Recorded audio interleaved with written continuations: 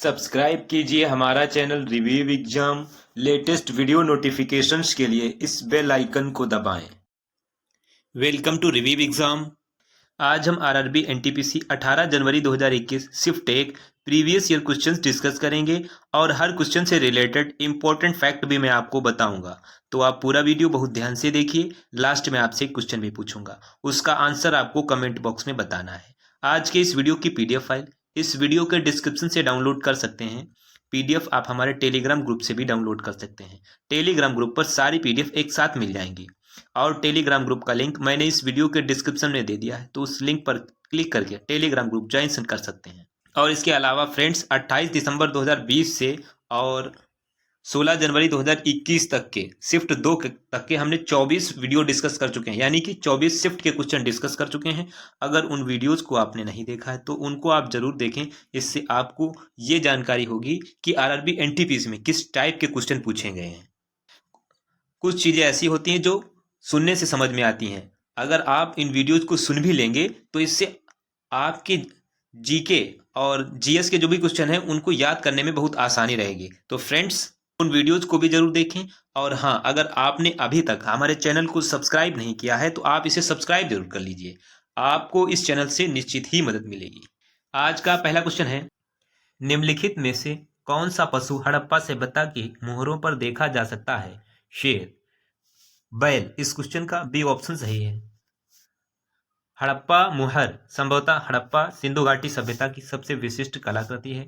शैल नामक पत्थर से बनी इस तरह की मोहरों में अक्सर पशुओं के रूपांकन और लिपि के संकेत होते हैं जो अभी तक पढ़े नहीं जा सके। वे जंगली या घरेलू पशुओं, मनुष्यों और शानदार जीवों की छवियों के साथ उकेरे जाते हैं। हड़प्पा सभ्यता की मोहरों पर अक्सर बैल देखा जाता था।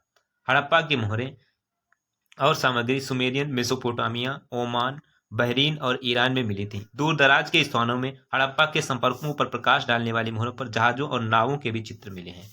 तो इस क्वेश्चन से आपको इतनी जानकारी मिलती है। फ्रेंड्स, अगर आपने अभी तक हमारे चैनल को सब्सक्राइब नहीं किया है तो आप सब्सक्राइब जरूर कर लीजिए। प्लीज फ्रेंड्स सब्सक्राइब जरूर कर लीजिए। अगला क्वेश्चन है, निम्नलिखित में से कौन सा एक कंप्यूटर का हार्डवेयर घटक नहीं है? मेमोरी। इस क्वेश्चन का डी ऑप्शन सही है। हार्डवेयर घटक के अंतर्गत प्रिंटर, कीबोर्ड और माउस आते हैं, लेकिन मेमोरी नहीं आती है। अब मेमोरी कंप्यूटर हार्डवेयर नहीं है। कंप्यूटर हार्डवेयर में भौतिक भाग शामिल हैं, जैसे कि सेंट्रल सीपीयू और random access memory RAM, monitor, mouse, keyboard, computer data storage, graphic card, sound card, speaker और मदरबोर्ड। प्रमुख इनपुट डिवाइस क्या होती हैं? उपकरण हार्डवेयर जो हमें कंप्यूटर में डेटा दर्ज करने में मदद करता है इनपुट डिवाइस कहलाता है। उदाहरण के लिए कीबोर्ड, माउस आदि। और आउटपुट डिवाइसेस कौन कौन सी होती हैं? उपकरण या हार्डवेयर दर्ज किए गए इनपुट को संसाधित होने के बाद, यानी मशीन भाषा से डेटा को मानव समझने योग्य में परिवर्तित करना, उसका परिणाम देता आउटपुट डिवाइस कहलाता है। आउटपुट डिवाइस जैसे प्रिंटर है और मॉनिटर, ये आउटपुट डिवाइसेस हैं। अगला क्वेश्चन है, निम्नलिखित में से क्या कंप्यूटर वायरस नहीं है बल्कि मूल रूप से एक कंप्यूटर लैंग्वेज है? पाइथन। इस क्वेश्चन का ए ऑप्शन सही है। पाइथन क्या है? एक शक्तिशाली सामान्य प्रयोजन प्रोग्रामिंग लैंग्वेज है। अगला क्वेश्चन है, निम्नलिखित में से कंप्यूटर के बारे में कौन सा कथन सही है? एक इलेक्ट्रॉनिक उपकरण जो डेटा को संग्रहित, पुनर्प्राप्त और संसाधित करता है। इस क्वेश्चन का बी ऑप्शन सही है। एक कंप्यूटर एक इलेक्ट्रॉनिक उपकरण है जो डेटा को संग्रहित, पुनर्प्राप्त और संसाधित करता है। अगला क्वेश्चन है, प्रधानमंत्री ग्रामीण दिशा कार्यक्रम में दिशा का क्या अर्थ है? डिजिटल साक्षरता अभियान। इस क्वेश्चन का डी ऑप्शन सही है। प्रधानमंत्री ग्रामीण डिजिटल अभियान योजना का लक्ष्य प्रत्येक परिवार में कम से कम एक व्यक्ति को डिजिटल रूप से साक्षर बनाना है। आधुनिक युग में साक्षरता के 4 स्तंभ हैं: पढ़ना, लिखना, अंकगणित और डिजिटल साक्षरता। पीएम GDISH चौथे स्तंभ यानी डिजिटल साक्षरता पर केंद्रित है। यह पूरी दुनिया में सबसे बड़े डिजिटल साक्षरता कार्यक्रमों में से एक है। अगला क्वेश्चन है, निम्नलिखित में से कौन सा शहर पर्यटन सर्किट द गोल्डन ट्रायंगल का भाग नहीं है? लखनऊ। इस क्वेश्चन का बी ऑप्शन सही है। भारत का गोल्डन ट्रायंगल एक पर्यटक सर्किट है जो राष्ट्रीय राजधानी दिल्ली, आगरा और जयपुर को जोड़ता है। अगला क्वेश्चन है, निम्नलिखित में से कौन सा एक अंतरराष्ट्रीय संगठन नहीं है? DRDO यानी कि रक्षा अनुसंधान एवं विकास संगठन। इस क्वेश्चन का ए ऑप्शन सही है। बल्कि यूरोपीय संघ सांख्यिकी कार्यालय, विश्व पर्यटन संगठन, आर्थिक सहयोग और विकास, ये अंतरराष्ट्रीय संगठन है, जबकि रक्षा अनुसंधान एवं यानी DRDO, इसकी स्थापना 15 अगस्त 1969 को हुई थी। इसका मुख्यालय कहाँ है? बेंगलोर में है। अगला क्वेश्चन है, सऊदी अरब 2018-19 में पेट्रोलियम के निर्यात में दुनिया में सबसे आगे है, दूसरा स्थान कौन सा है? रूस। इस क्वेश्चन का सी ऑप्शन सही है। सऊदी अरब 2018 में पेट्रोलियम के निर्यात में दुनिया में सबसे आगे है। रूस, इराक और संयुक्त राज्य अमेरिका दूसरे, तीसरे और चौथे स्थान पर, अतः विकल्प इसमें 3 सही होगा। दुनिया के आधे से अधिक सिद्ध तेल भंडार मध्य पूर्व में स्थित हैं। अगला क्वेश्चन है, निम्नलिखित में से किस राज्य में किलोमीटर में रेलवे लाइनों की लंबाई सबसे अधिक है? उत्तर प्रदेश। इस क्वेश्चन का बी ऑप्शन सही है। उत्तर प्रदेश में किलोमीटर में रेलवे लाइनों की लंबाई सबसे अधिक है। अगला क्वेश्चन है, देश की लंबाई और चौड़ाई में निम्नलिखित में कौन सी रेखा अरब सागर के समांतर चलती है? Konkan railway line. इस क्वेश्चन का बी ऑप्शन सही है। कोंकण रेलवे लाइन अरब सागर के समांतर चलती है। Konkan railway line Konkan railway corporation द्वारा संचालित एक रेलवे है, जिसका मुख्यालय नवी मुंबई, महाराष्ट्र, भारत, बेलापुर में है। अगला क्वेश्चन है, दिसंबर 2018 में किस संगठन ने भारतीय वायुसेना के लिए एक सैन्य उपग्रह GSAT-7A शुरू किया है? इसरो। इस क्वेश्चन का डी ऑप्शन सही है। GSAT-7A उपग्रह रक्षा सेवाओं की जरूरतों को पूरा करने के लिए भारतीय अंतरिक्ष अनुसंधान इसरो द्वारा विकसित किया गया एक उन्नत उपग्रह है। अगला क्वेश्चन है, संयुक्त राष्ट्र पर्यावरण गतिविधियों का समन्वय करने वाला अंतरराष्ट्रीय संगठन कौन है? संयुक्त राष्ट्र पर्यावरण कार्यक्रम। इस क्वेश्चन का बी ऑप्शन सही है। संयुक्त राष्ट्र पर्यावरण कार्यक्रम की स्थापना 1972 में मानव पर्यावरण पर संयुक्त राष्ट्र सम्मेलन स्टॉकहोम सम्मेलन के परिणाम स्वरूप हुई थी। संयुक्त राष्ट्र यानी UNEP का मुख्यालय केन्या नैरोबी में है। यह संयुक्त राष्ट्र की पर्यावरणीय गतिविधियों का समन्वय करता है, विकासशील देशों को पर्यावरण की दृष्टि से अच्छी नीतियों और प्रथाओं को लागू करने में सहायता करता है। अगला क्वेश्चन है, प्रसिद्ध हार्नबिल महोत्सव भारत के किस पूर्वोत्तर राज्य के लिए अद्वितीय है? नागालैंड। इस क्वेश्चन का ए ऑप्शन सही है। प्रसिद्ध हार्नबिल महोत्सव भारत के पूर्वोत्तर राज्य नागालैंड के लिए अद्वितीय एक त्योहार है। इसे त्योहारों का त्योहार भी कहा जाता है। यह त्योहार पर्यटन को बढ़ावा देने, राज्य की परंपरा और संस्कृति की प्रदर्शनी के लिए मनाया जाता है, जिसमें नागा जनजाति ने अपनी कला का प्रदर्शन किया। यह उत्सव लगातार 10 दिनों तक मनाया जाता है।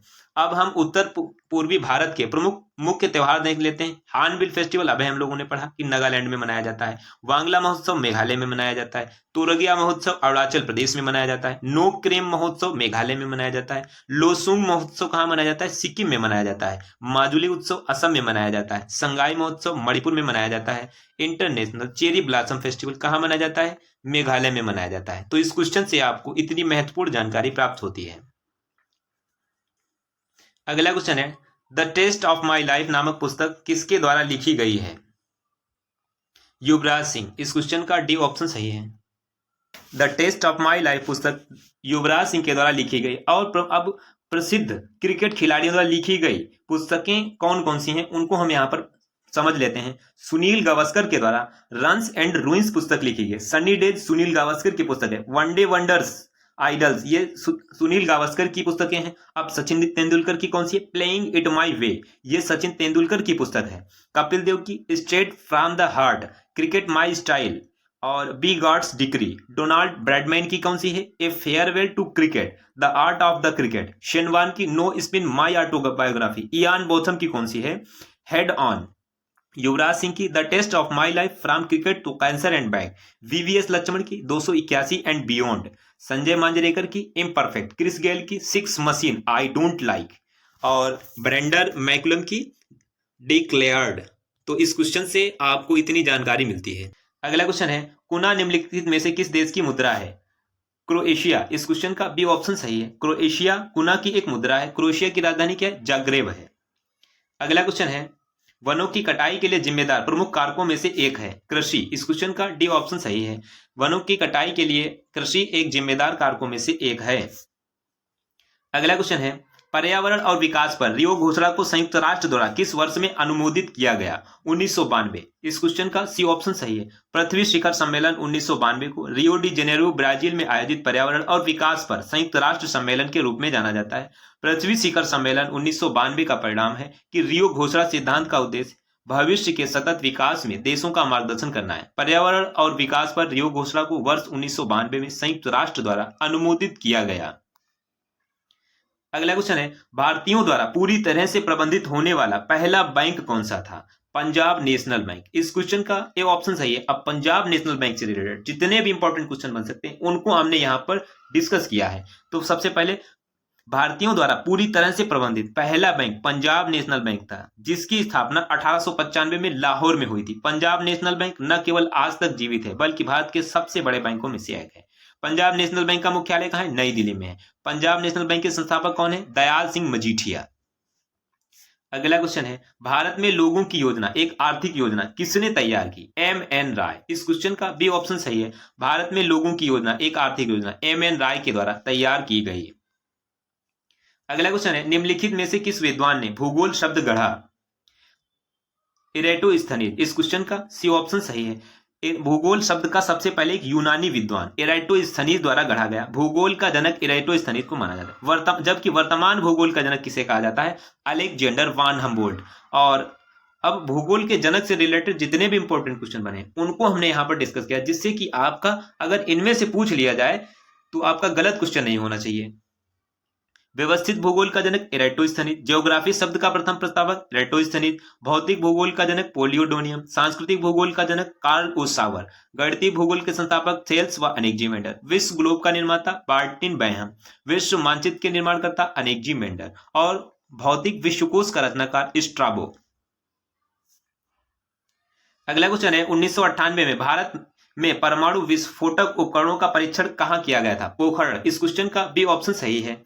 अब जितने भी इंपॉर्टेंट क्वेश्चन बन सकते हैं यहाँ पर 1998 वाला, उसका नाम क्या था? पोखरण 2 का पोखरण परमाणु परीक्षण 2 मई 1998 में आयोजित। पोखरण 2 का कूट नाम ऑपरेशन शक्ति था। यह भारत द्वारा किए गए परमाणु परीक्षण का दूसरा परीक्षण था। पहला परीक्षण जिसका नाम स्माइलिंग बुद्धा था 1974 में आयोजित किया। उस समय भारत की प्रधानमंत्री कौन थी? इंदिरा गांधी। ये बात याद रखें कि जो पहला परीक्षण है 1974 में स्माइलिंग बुद्धा के नाम से, और लेकिन जो दूसरा परमाणु परीक्षण है वो ऑपरेशन शक्ति के नाम से आयोजित किया गया। अगला क्वेश्चन है, भारतीयों द्वारा पूरी तरह से प्रबंधित होने वाला बैंक कौन था? Punjab national bank. इस क्वेश्चन का ए ऑप्शन सही है। भारतीयों द्वारा पूरी तरह से प्रबंधित पंजाब नेशनल बैंक था, जिसकी स्थापना 1895 में लाहौर में हुई थी। पंजाब नेशनल बैंक न केवल आज तक जीवित है बल्कि भारत के सबसे बड़े बैंकों में से है। पंजाब नेशनल बैंक का मुख्यालय कहाँ है? नई दिल्ली में। इसके संस्थापक कौन है? दयाल सिंह मजीठिया। अगला क्वेश्चन है, भारत सरकार ने किस मुद्दे के समाधान के लिए बेटी बचाओ बेटी पढ़ाओ कार्यक्रम का शुरुआत करी? बालिकाओं के लिंगानुपात में गिरावट। इस क्वेश्चन का डी ऑप्शन सही है। अब बेटी बचाओ बेटी पढ़ाओ योजना है क्या? 2015 में भारत सरकार ने लैंगिक भेदभाव और महिला सशक्तिकरण के बारे में चिंताओं को दूर करने के लिए बेटी बचाओ बेटी पढ़ाओ योजना शुरू की। योजना का उद्देश्य क्या था? लिंग आधारित लिंग चयनात्मक उन्मूलन को रोकना, बालिकाओं की उत्तरजीविता और सुरक्षा सुनिश्चित करना, बालिकाओं की शिक्षा और भागीदारी सुनिश्चित करना। बालिकाओं के लिए अन्य पहल एक उज्ज्वला योजना है। अवैध व्यापार की समस्या से निपटने के लिए या अवैध व्यापार की रोकथाम और बचाव, पुनर्वास और व्यवसायिक यौन शोषण के लिए, तस्करी के पीड़ितों से पुनः एकीकरण के लिए एक व्यापक योजना थी। तो उज्ज्वला योजना, इस योजना को आपको याद रखना है कॉम्पिटिटिव पॉइंट ऑफ व्यू में, ये बहुत ही महत्वपूर्ण है। ये यूपी लेखपाल जो 2021 में भर्ती हुई उसमें ये क्वेश्चन विवादित भी रहा था। तो इस क्वेश्चन में अवैध तस्करी के खिलाफ बालिकाओं के शोषण से संबंधित ये उज्ज्वला योजना है, तो उसमें यही विकल्प सही था। अगला क्वेश्चन है, वित्तीय सेवाओं, बैंक खाते, क्रेडिट, बीमा, पेंशन आदि के लिए किफायती पहुंच प्रदान करने के लिए 2014 में कौन सी योजना शुरू की गई? प्रधानमंत्री जनधन योजना। इस क्वेश्चन का ए ऑप्शन सही है। प्रधानमंत्री जनधन योजना है क्या? वित्तीय सेवाओं तक पहुंच सुनिश्चित करने के लिए एक वित्तीय समावेशन के लिए एक राष्ट्रीय मिशन है, अर्थात बैंकिंग, बचत और जमा खाते, प्रेषण, क्रेडिट, बीमा, पेंशन एक किफायती तरीके से, अतः विकल्प एक सही है। 28 अगस्त 2014 को कार्यक्रम की शुरुआत करते हुए प्रधानमंत्री ने इस अवसर को गरीबी के दुष्चर से गरीबों की मुक्ति के उत्सव के रूप में मनाया। अब विकल्प में मनरेगा का भी उल्लेख है, तो इससे मनरेगा से रिलेटेड जितने भी इंपॉर्टेंट क्वेश्चन बनेंगे उनको हम यहाँ पर डिस्कस करेंगे। यह दुनिया के सबसे बड़े कार्य गारंटी कार्यक्रमों में से एक है, जिसे 2005 में शुरू किया गया था। योजना का प्राथमिक उद्देश्य किसी भी ग्रामीण परिवार के वयस्क सदस्यों को सार्वजनिक कार्य से संबंधित अकुशल शारीरिक श्रम करने के इच्छुक वयस्क सदस्यों को प्रत्येक वित्तीय वर्ष में 100 दिनों की रोजगार की गारंटी देना। पहले ही रोजगार गारंटी योजनाओं के विपरीत मनरेगा का उद्देश्य अधिक आधारित ढांचे के माध्यम से पुरानी गरीबी के कारणों का समाधान करना है। प्रधानमंत्री सुरक्षा बीमा योजना, इसकी शुरुआत कब हुई थी? 9 मई 2015 को शुरू किया गया था। इस योजना का उद्देश्य क्या? देश में बीमा पैठ के स्तर को बढ़ाना, आम लोगों विशेषकर गरीबों और समाज के वंचित वर्गों को बीमा कवर प्रदान करना। यह भारत में एक सरकार समर्थित दुर्घटना बीमा योजना है। यह योजना वित्त मंत्रालय द्वारा कार्यान्वित की जाती है। अगला क्वेश्चन है, अल-बरूनी एक फारसी विद्वान किस आक्रमणकारी के साथ अफगानिस्तान और भारत आया? महमूद गजनी। इस क्वेश्चन का सी ऑप्शन सही है। अब महमूद गजनी और अल-बरूनी से जितने भी इंपॉर्टेंट क्वेश्चन बन सकते हैं उनको हम यहाँ पर डिस्कस करेंगे। महमूद गजनी वे एक फारसी विद्वान थे जो महमूद गजनवी के साथ अफगानिस्तान और भारत आए थे। उनकी प्रसिद्ध रचनाएं किताबुल हिंद, तहकीक ए हिंद। उल्लेखनीय है कि महमूद गजनी के दरबार में विद्वान उतबी और फिरदौसी भी थे। अल-बरूनी का जो जन्म है 973 ईस्वी में मध्य एशिया में ख्वारिज़्म के अफीघिड राजवंश की राजधानी काट में खिजा क्षेत्र उज्बेकिस्तान में हुआ था। उन्होंने अपना अधिकांश जीवन आधुनिक मध्य पूर्वी अफगानिस्तान में गजनवी की राजधानी गजनी में बिताया। 1017 में भारत का दौरा किया। उन्होंने ख्वारिज़्म में अपने जीवन के पहले 25 वर्षों के दौरान इस्लामी न्यायशास्त्र, धर्मशास्त्र, भाषा, गणित, खगोल विज्ञान, चिकित्सा, दर्शन, अधिकांश अन्य विद्वानों का अध्ययन किया। अल-बरूनी सहित अधिकांश विद्वानों को 1017 ईस्वी में गजनवी राजवंश की राजधानी गजनी में लाया गया। जब गजनी के महमूद सम्राट 11वीं शताब्दी में अबू रेहान मोहम्मद को एक शाही ज्योतिष नामित किया गया और गजनी के महमूद के साथ भारत पंजाब में सबसे अधिक संभावना है उनकी घुसपैठ पर, जहां कुछ वर्षों तक रहे थे। अल-बरूनी 44 वर्ष का था जब महमूद गजनवी के साथ भारत आया। वो भारतीय संस्कृति से मोहित थे और उन्होंने संस्कृत, भारतीय दर्शन और देश की सामाजिक आर्थिक स्थिति का भी अध्ययन किया। अब महमूद गजनवी के साथ ही आए थे तो उनके बारे में जितने भी इंपॉर्टेंट क्वेश्चन बनेंगे उनको हम यहाँ पर डिस्कस करेंगे। गजनवी वंश के गामिनी नामक एक तुर्की परिवार ने अफगानिस्तान में गजनी पर शासन किया। वह पहला तुर्की था जिसने भारत पर आक्रमण किया था। उसने केवल धन के लिए भारत पर आक्रमण किया। उसने 1000 से 1027 ईस्वी के बीच भारत पर 17 बार आक्रमण किया। 1001 में उसने भारत पर पहला आक्रमण किया। भारत में महमूद का सबसे महत्वपूर्ण अभियान 1025 ईस्वी में काठियावाड़ गुजरात के तट पर स्थित सोमनाथ मंदिर के खिलाफ था। काठियावाड़ के शासक राजा भीमदेव और उनके अनुयायी महमूद के डर से वहां से भाग निकले। तो इस क्वेश्चन से आपको इतनी जानकारी मिलती है। अगला क्वेश्चन है, 1916 में कांग्रेस के लखनऊ अधिवेशन में नरमपंथी और उग्रवादी दोनों नेता एकजुट हुए। इसकी अध्यक्षता किसने की? 1916 के लखनऊ अधिवेशन में नरमपंथी और उग्रवादी दोनों नेता एकजुट हुए। अंबिका चरण मजूमदार। इस क्वेश्चन का बी ऑप्शन सही है। अब बात यहाँ पर भारतीय राष्ट्रीय कांग्रेस की है। भारतीय राष्ट्रीय कांग्रेस से जितने भी इंपॉर्टेंट क्वेश्चन बन सकते हैं हम इससे पहले कई वीडियोज में इसको डिस्कस करते हैं। हम ये क्यों बार बार कर रहे हैं? जिससे आपको इन क्वेश्चंस को याद हो जाए, क्योंकि यही बार बार क्वेश्चन पूछे जा रहे हैं जिससे आपको ये बिल्कुल याद होने चाहिए, इसलिए हम बार बार इनको डिस्कस कर रहे हैं। भारतीय राष्ट्रीय कांग्रेस की स्थापना 28 दिसंबर 1885 को सोमवार के दिन हुई थी। इस साल कौन सा था? गोकुल दास तेजपाल संस्कृत महाविद्यालय, ग्वालियर, मुंबई। तो इसके संस्थापक कौन है? Allan Octavian Hume. इनका उपनाम क्या है? Hermit of Shimla. जिस समय भारतीय राष्ट्रीय कांग्रेस की स्थापना हुई वायसराय कौन थे? Lord Dufferin. शुरुआत में इसका नाम क्या था? आरंभिक नाम भारतीय राष्ट्रीय संघ था, जिसे दादा भाई नौरोजी के सुझाव पर भारतीय राष्ट्रीय कांग्रेस किया गया। भारतीय राष्ट्रीय कांग्रेस की स्थापना का विचार सर्वप्रथम लॉर्ड डफरिन के दिमाग में आया। भारतीय राष्ट्रीय कांग्रेस के पहले अध्यक्ष कौन से थे? व्योमेश चंद्र बनर्जी, जो 1885 ईस्वी के मुंबई अधिवेशन में अध्यक्ष बने।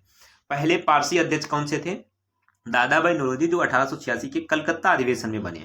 प्रथम मुस्लिम अध्यक्ष बदरुद्दीन तैयब जी मद्रास अधिवेशन में 1887 ईस्वी में बने। प्रथम अंग्रेज अध्यक्ष इलाहाबाद अधिवेशन 1888 जॉर्ज यूले बने हैं। पहली बार स्वराज शब्द का प्रयोग किया गया दादा भाई नौरोजी के अध्यक्षता में कलकत्ता अधिवेशन 1906 का। प्रथम कांग्रेस का विभाजन डॉक्टर रास बिहारी घोष की अध्यक्षता में सूरत अधिवेशन 1907। पहली बार जनगण मन गाया गया पंडित बिशन नारायण धर की अध्यक्षता में 1911 कलकत्ता अधिवेशन। पहली महिला अध्यक्ष श्रीमती एने बेसेंट 1917 के कलकत्ता अधिवेशन में। प्रथम भारतीय महिला अध्यक्ष श्रीमती सरोजनी नायडू 1925 के कानपुर अधिवेशन में बनी। कांग्रेस ने 19 दिसंबर 1929 को लाहौर अधिवेशन में पूर्ण स्वराज प्रस्ताव पारित किया, जिसकी अध्यक्षता जवाहरलाल नेहरू के द्वारा की गई। अगला क्वेश्चन है, आगरा के लाल किले की स्थापना किस मुगल सम्राट ने की थी? अकबर। इस क्वेश्चन का डी ऑप्शन सही है। आगरा का किला ताजमहल के बगीचों के पास है, जो 16वीं शताब्दी तक महत्वपूर्ण मुगल स्मारक है, जिसे आगरा के लाल किले के रूप में जाना है। आगरे के लाल किले की स्थापना अकबर ने की थी। लाल बलुआ पत्थर का यह शक्तिशाली किला मुगल शासकों के शाही दरबार 2.5 किलोमीटर लंबी बाड़े की दीवारों के भीतर है। इस किले के बाहरी भाग एक आंतरिक स्वर्ग को छिपाते हैं। अगला क्वेश्चन है, करो या मरो के नारे के लिए किस प्रसिद्ध व्यक्ति की पहचान की गई है? महात्मा गांधी। इस क्वेश्चन का ए ऑप्शन सही है। भारत छोड़ो आंदोलन का नेतृत्व महात्मा गांधी के द्वारा किया गया। क्रेब्स मिशन विफल हो गया था। 8 अगस्त 1942 को महात्मा गांधी ने करो या मरो का आह्वान किया। उन्होंने ग्वालियर टैंक मैदान में बॉम्बे में दिए गए अपने भारत छोड़ो भाषण में ये नारा दिया था। अगला क्वेश्चन है, लॉर्ड कर्जन द्वारा किए गए बंगाल विभाजन के पीछे माना जाने वाला वास्तविक कारण क्या था? अंग्रेजों की फूट डालो और राज करो की नीति। इस क्वेश्चन का डी ऑप्शन सही है। अब बात यहाँ पर लॉर्ड कर्जन की है और उन्होंने बंगाल विभाजन और एकीकरण से रिलेटेड जितने भी इंपॉर्टेंट क्वेश्चन बनेंगे उनको हम यहाँ पर डिस्कस करेंगे। लॉर्ड कर्जन के द्वारा बंगाल के विभाजन के पीछे माना जाने वाला वास्तविक कारण अंग्रेजों की फूट डालो और राज करो की नीति थी। 19 जुलाई 1905 को भारत के तत्कालीन वायसराय लॉर्ड कर्जन के द्वारा बंगाल के विभाजन की घोषणा की गई। 16 अक्टूबर 1905 को इसे लागू किया गया। लॉर्ड कर्जन भारत के तत्कालीन वायसराय थे। उन्होंने बंगाल के विभाजन की घोषणा की। बताया कि कारण प्रशासन को आसान बनाना था, लेकिन वास्तविक कारण बंगाल में बढ़ते राष्ट्रवाद को कमजोर करना था। लॉर्ड कर्जन के अनुसार बंगाल के 2 प्रांत आधुनिक पश्चिम बंगाल, उड़ीसा और बिहार सहित पूर्वी बंगाल और असम होंगे। अब इनके एकीकरण, बंगाल का एकीकरण 1911 में बंगाल का विभाजन रद्द किया गया था। लॉर्ड हार्डिंग द्वितीय द्वारा बंगाल का विभाजन रद्द किया गया था। 1911 में ब्रिटिश भारत की राजधानी को कलकत्ता से दिल्ली स्थानांतरित कर दिया गया। घोषणा के बाद यह विभाजन पहले ही बंगाल के मुसलमानों और हिंदुओं के बीच एक सांप्रदायिक विभाजन करने में सफल रहा। अगला क्वेश्चन है, बिहार के चंपारण में किस वर्ष गांधी जी द्वारा सत्याग्रह किया गया?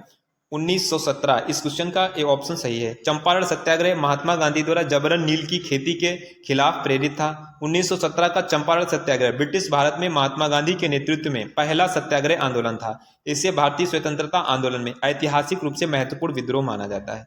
यह ब्रिटिश औपनिवेशिक काल के दौरान भारतीय उपमहाद्वीप में बिहार के चंपारण जिले में हुआ था। एक किसान विद्रोह था। किसान नील उगाने के लिए बमुश्किल भुगतान करने के विरोध कर रहे थे। चंपारण सत्याग्रह पहला लोकप्रिय सत्याग्रह आंदोलन था। अगला क्वेश्चन है, राष्ट्रपति द्वारा किस समुदाय के 2 सदस्यों को लोकसभा के लिए मनोनीत किया जा सकता है? एंग्लो इंडियन यानी आंग्ल भारतीय। इस क्वेश्चन का सी ऑप्शन सही है। अब इससे रिलेटेड महत्वपूर्ण अनुच्छेद कौन सा था? अनुच्छेद 331। राष्ट्रपति द्वारा एंग्लो इंडियन समुदाय के सदस्यों को नामित करने का अधिकार संविधान द्वारा प्रदान किया गया है। अनुच्छेद 333 यह राज्यों की विधानसभाओं में एंग्लो इंडियन समुदाय को प्रतिनिधित्व प्रदान करता है। एक 104वां संविधान संशोधन होता है जो 2019 में होता है और 126वां संविधान संशोधन विधेयक लाया जाता है। इस संशोधन द्वारा अनुच्छेद 334 में संशोधन कर लोकसभा और विधानसभाओं में अनुसूचित जनजाति के आरक्षण को 10 वर्ष के लिए बढ़ा दिया गया। साथ ही लोकसभा एवं राज्यों की विधानसभा में आंग्ल भारतीय समुदाय के नाम निर्देशन को 25 जनवरी 2020 से समाप्त कर दिया गया। अगला क्वेश्चन है, भारतीय संसद के किसी भी सदन को बुलाने, सत्रावसान करने की शक्ति किसे प्राप्त है? राष्ट्रपति। इस क्वेश्चन का सी ऑप्शन सही है।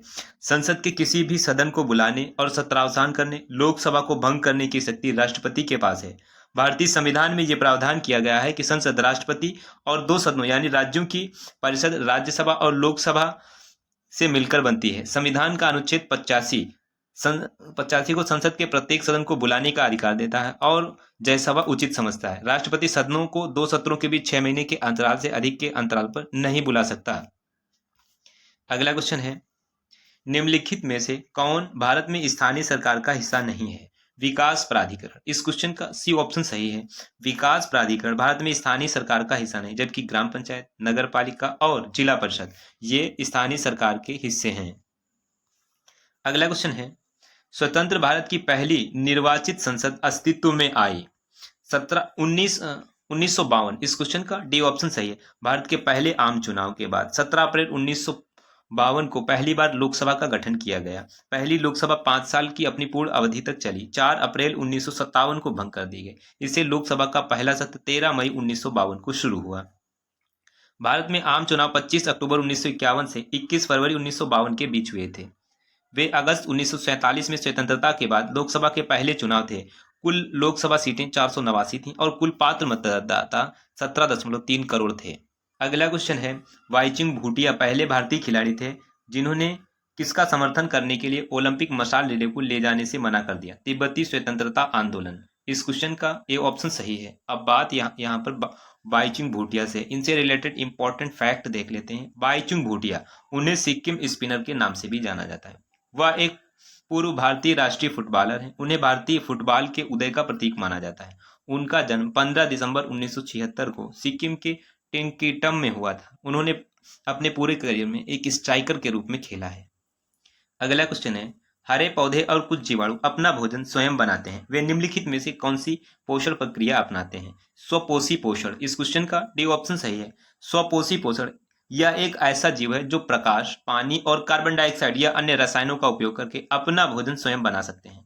क्योंकि स्वपोषी अपना भोजन स्वयं बनाते हैं, इसलिए उन्हें कभी कभी उत्पादक भी कहा जाता है। अगला क्वेश्चन है, निम्नलिखित में से कौन सा पाचन तंत्र में चरणों का सही क्रम है? अंतर्ग्रहण, पाचन, अवशोषण और बहिक्षेपण। इस क्वेश्चन का सी ऑप्शन सही है। पाचन तंत्र में 5 चरण शामिल हैं, जिसमें अंतर्ग्रहण, उसके बाद में पाचन, फिर उसके बाद में अवशोषण होता है, अनुकूलता और बहिक्षेपण। अगला क्वेश्चन है, पक्षियों के अध्ययन को क्या कहा जाता है? ऑर्निथोलॉजी। इस क्वेश्चन का बी ऑप्शन सही है। ऑर्निथोलॉजी में पक्षियों का अध्ययन किया जाता है। अगला क्वेश्चन है, उस एकमात्र पक्षी का नाम बताइए जो पीछे की ओर उड़ सकता है। Humming bird. इस क्वेश्चन का डी ऑप्शन सही है। हमिंग बर्ड एकमात्र ऐसा पक्षी है जो किसी भी दिशा में उड़ सकता है। इसके पंखों की अनूठी वास्तुकला इसे आगे पीछे, सीधे, ऊपर नीचे उड़ने या हवा में निलंबित करने में सक्षम बनाती है। हमिंग बर्ड नामक पक्षी को अब उनके धड़कते पंखों द्वारा बनाई गई गुनगुना ध्वनि के कारण दिया गया है, जो उच्च आवृत्ति पर फड़फड़ाते हैं और ये आवृत्ति मनुष्य के लिए श्रव्य भी है। अगला क्वेश्चन है, मनुष्यों में निकट दृष्टि दोष क्या कहलाता है? मायोपिया। इस क्वेश्चन का डी ऑप्शन सही है। निकट दृष्टि दोष मायोपिया में फोकल बिंदु रेटिना के सामने होता है, जिससे दूर की वस्तुएं धुंधली दिखाई देती हैं। निकट दृष्टि दोष एक सामान्य स्थिति है जिसमें आप अपने पास की वस्तुओं को स्पष्ट रूप से देख लेते हैं, लेकिन दूर की वस्तुएं नहीं धुंधली होती हैं। इस स्थिति से निकट दृष्टि दोष भी कहा जाता है। इसे अवतल लेंस लगाकर आसानी से ठीक किया जा सकता है। अब आपके लिए आज का क्वेश्चन है, the test of my life नामक पुस्तक किसके द्वारा लिखी गई थी? 4 ऑप्शन दिए गए, इनमें से आपको अपना आंसर बताना है।